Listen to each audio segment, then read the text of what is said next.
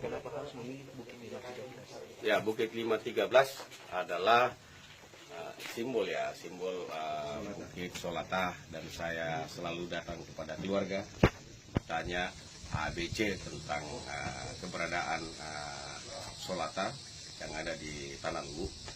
Ternyata saya menemukan suatu bukit yang begitu indah, yang dirancang oleh seorang yang muda, kreatif. Ya, tidak semua orang bisa berbuat seperti ini, dan ini yang saya mau. Ya, anak muda itu harus semangat, ya, bisa berkreasi, bisa memikirkan kemajuan untuk banyak orang. Sehingga bukit ini saya pilih untuk sebagai tanda simbol perjuangan saya untuk maju ke Pilgub Sulawesi Selatan.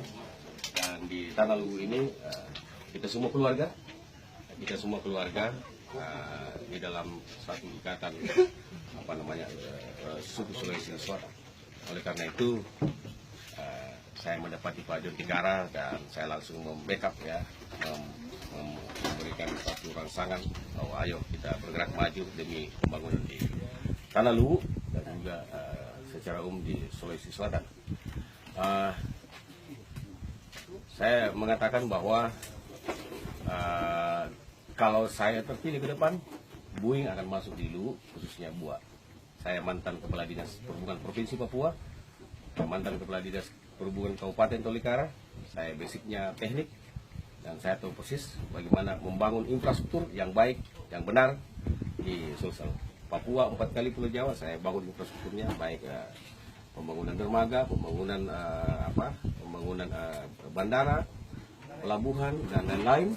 Termasuk saya sekarang sebagai Kepala Dinas PU Provinsi Papua, dan basic ilmu saya memang di teknik. Jadi hanya orang teknik yang bisa bangun teknik dengan benar yang ada di NKRI ini.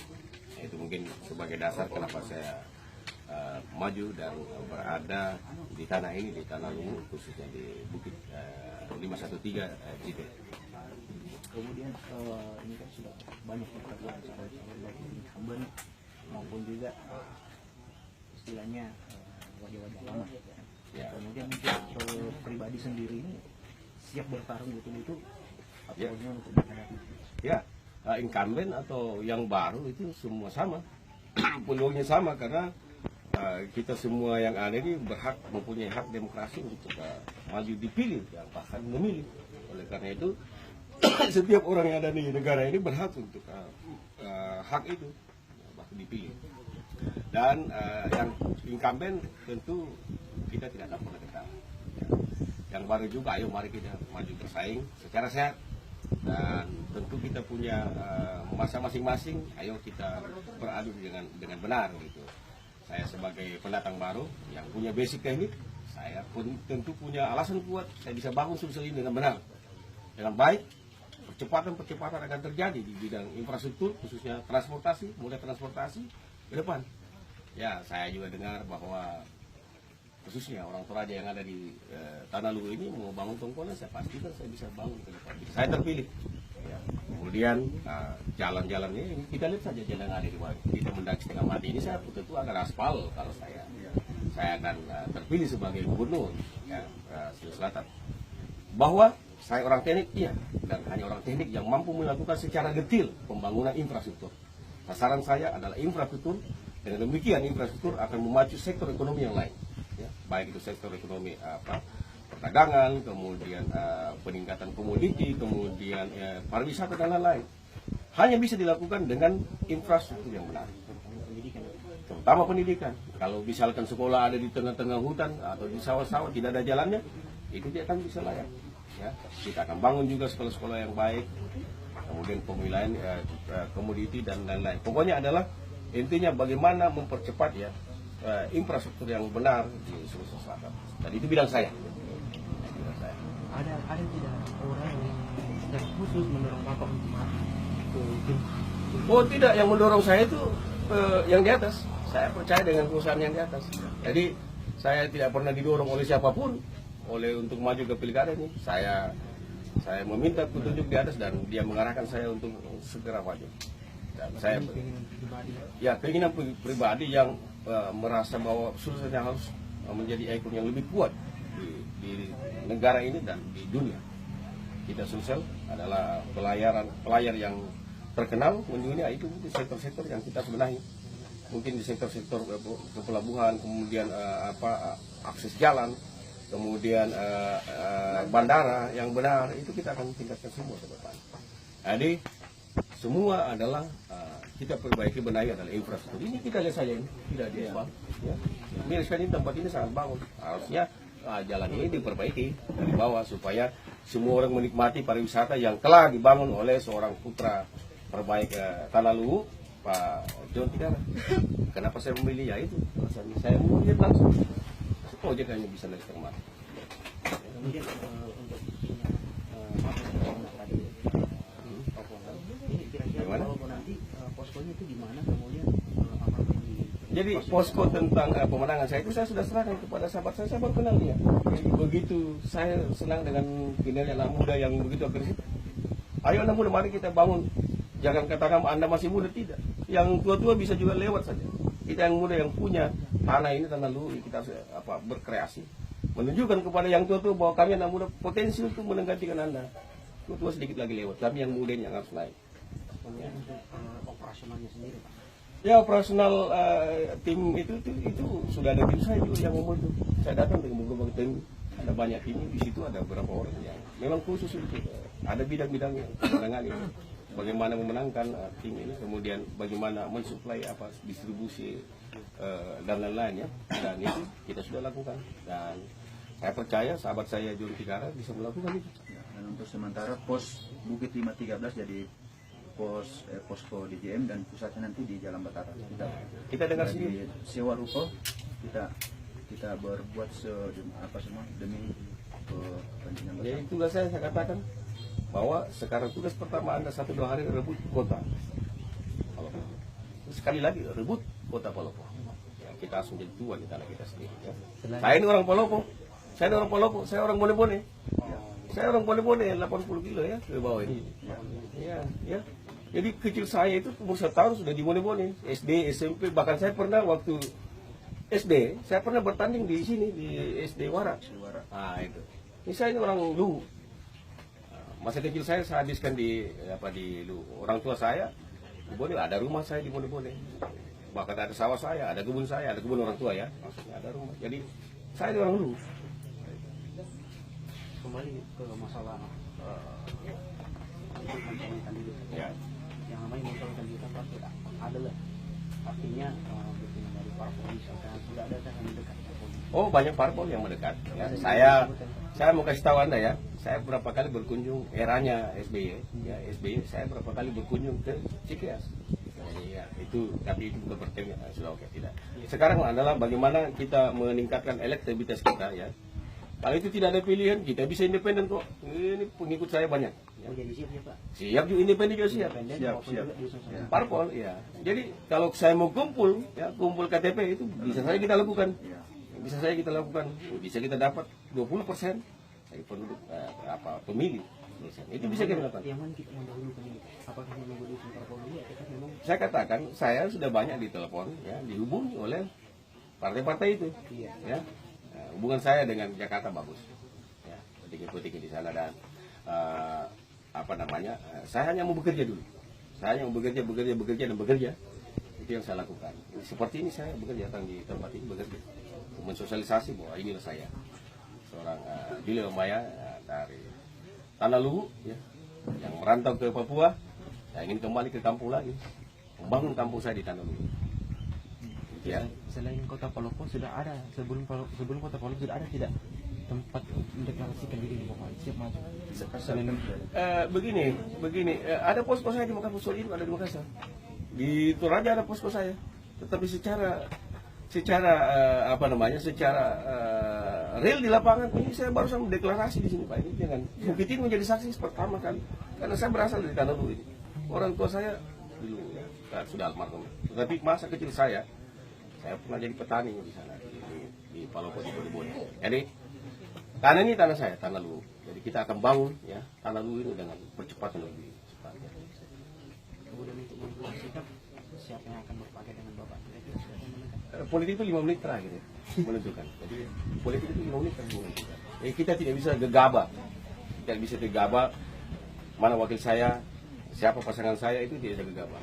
Itu seorang politisi yang benar, dia akan membaca bahwa 5 menit terakhir itu menentukan. Ya, kita mengambil sikap bagaimana. Tapi sudah jelas Banyak. Ya, banyak. Kalau negatif. Ya.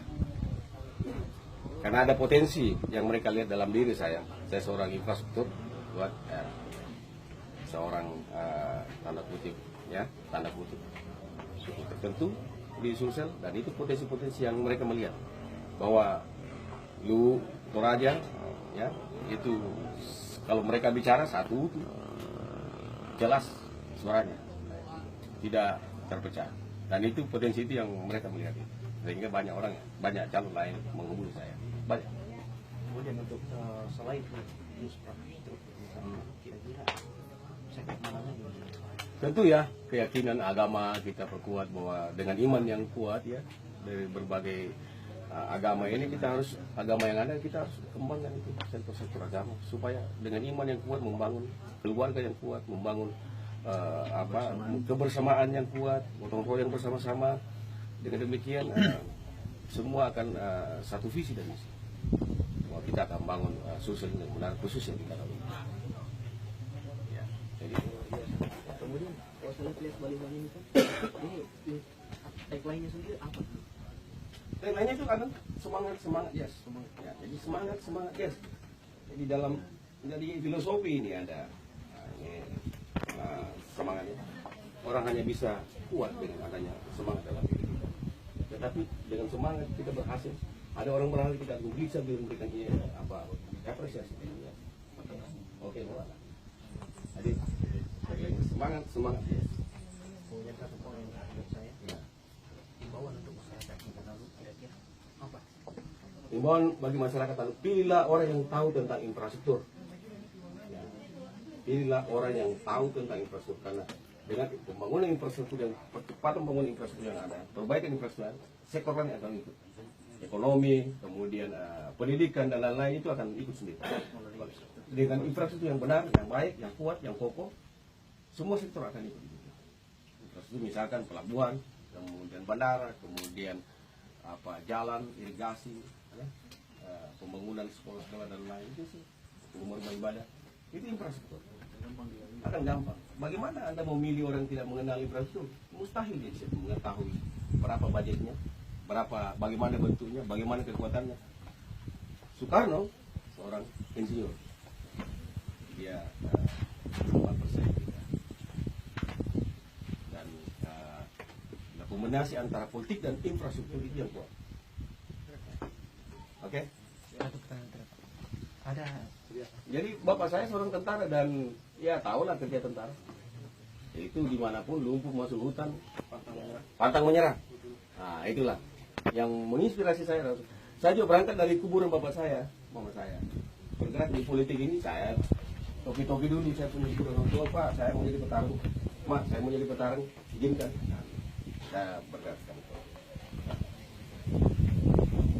Tentu saya mendapat dukungan dari pimpinan saya di Papua. Pimpinan dan semua masyarakat. Semua masyarakat Toraja, masyarakat Luwu yang ada di ini tergabung dalam KKSS, itu semua membackup saya. Saya belajar politik, saya masih SMA. Jadi politik bagi saya bukan hal yang baru, ya, bukan hal yang baru. Semua sudah saya lakukan dari awal-awal perjalanan hidup saya. Dan saya menjadi keuntungan bagi saya karena saya tahu tentang infrastruktur. Di Papua saya bangun banyak, ada jalan yang dari menghubungkan laut, mulai bandara, ratusan saya bangun. Jadi monumen itu banyak saya bangun. Jadi karena saya infrastruktur, ya saya tahu bagaimana membangun provinsi ini dengan benar. Tidak bisa saya dikibulin. Untuk seorang gubernur tidak boleh harus dikibulin oleh orang yang tahu infrastruktur. Dia harus tahu basicnya, oh ini bentuknya begini, budgetnya harus segini. Jadi efisiensi akan terjadi. Kalau orang yang tahu perhitungan konstruksi, dia akan terjadi efisiensi penghematan. Nah, kita jangan bodoh-bodoh gitu sama pihak ketiga ataupun sudah.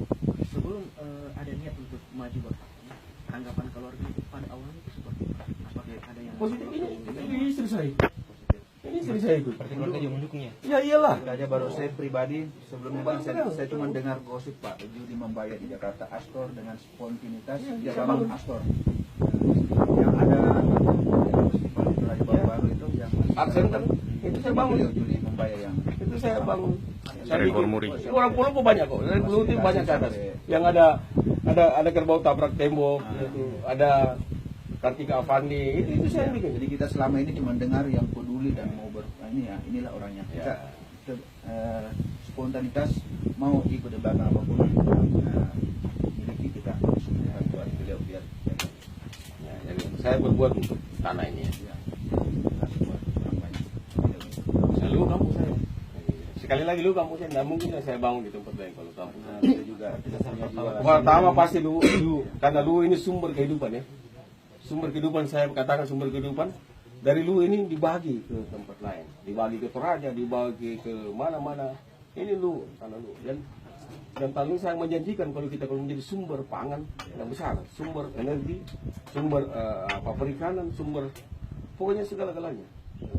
Itu di tanah kita kaya, harus dikelola dengan benar. Makanya menjadi prioritas saja. Kalau saya terpilih lu, tempat lagi saya kok masa saya mau tinggalkan. mungkin beliau juga punya jiwa seni tingkat tinggi jadi Ya. taunya kerja.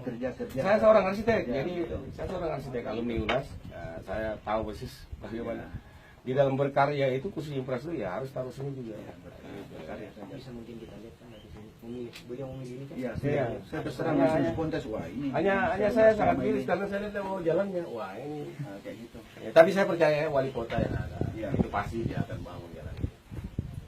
Kalau tidak nanti saya asal. Siap. Mantap.